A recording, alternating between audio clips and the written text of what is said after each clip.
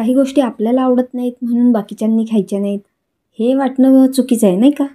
मी तर त्या बाबतीत खूप चांगली आहे. मी गुड गर्ल, कारण मला नॉनव्हेजही आवडत नाही आणि मोमोजही. आणि आज घरात चिकन मोमोज बनत आहेत आणि आम्हाला त्यात मदतनीस बनायचं आहे. बनणार की, आनंदानं करणार. मला आवडत नाहीत म्हणून काय झालं?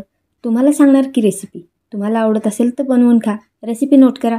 चिकन खिमा घेतला आहे, त्यामध्ये कांदा, आलं लसूण paste, soya sauce, chaat masala, काळी मिरी पावडर, थोडंसं तेल, मीठ हे सगळं लावून मॅरिनेट करायला ठेवायचं.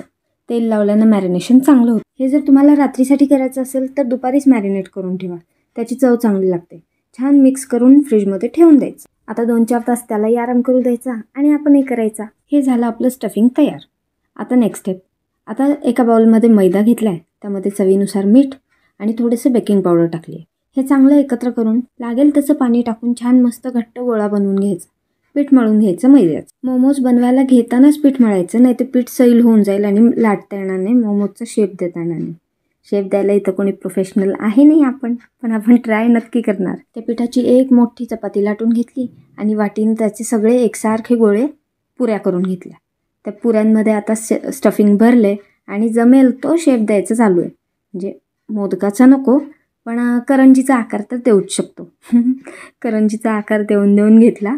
सगळे मोमोज बनवून तयार करून घेतले. तुम्हाला माहिती आहे का, हा जो प्रकार आहे, ही जी रेसिपी आहे, याला आकार करंजीचा असताना मोमोज का म्हणतात? चिकन करंजी, तिखट करंजी असं का नाही म्हणत? उगीच बघणाऱ्यांचं कन्फ्युजन होतं ना. असो, हा प्रकार काही आपला नाही आहे.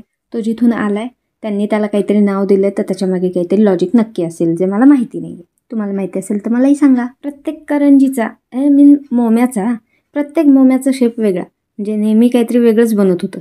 असं करत करत सगळे बनवले, उकडून घेतले, तयार झाले. आता हे खायचे कशाबरोबर? याच्यासाठी चटणी पण पाहिजे.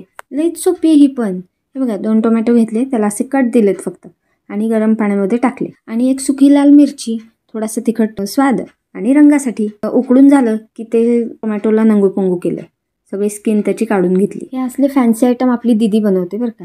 आणि बघा की गरम गरम सगळं जे चाललंय, स्वतःची आवडीची रेसिपी असेल तर पोरांना चटके पण लागत नाही तो त्या गरम टोमॅटोचे. काय सांगू आता. ते उकडलेले टोमॅटो, मिरची, 2 लसूण पाकळ्या हे टाकलं मिक्सरच्या भांड्यामध्ये, फिरवून घेतलं. छान चटणी बनवायची ना. थोडंसं तेल टाकलं आणि त्यामध्ये हे फोडणी दिलं.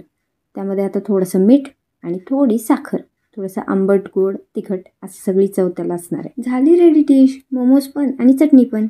चटणी नसेल बनवायची तर तुम्ही हे मोमोज मेयोनीज किंवा शेजवान चटणी बरोबर सुद्धा एन्जॉय करू शकता. नक्की रेसिपी ट्राय करा आणि मला फीडबॅक द्या. चॅनलला सबस्क्राईब आणि फॉलो नक्की करा. बाय.